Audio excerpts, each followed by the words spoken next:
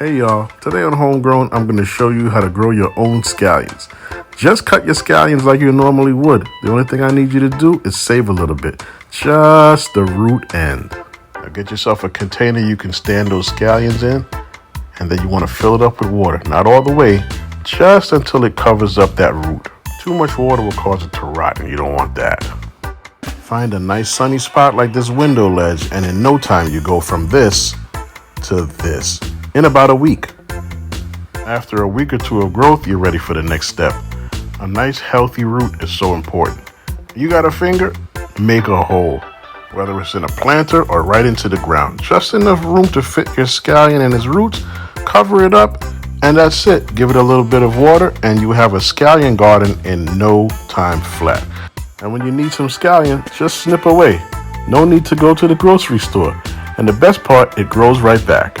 Homegrown.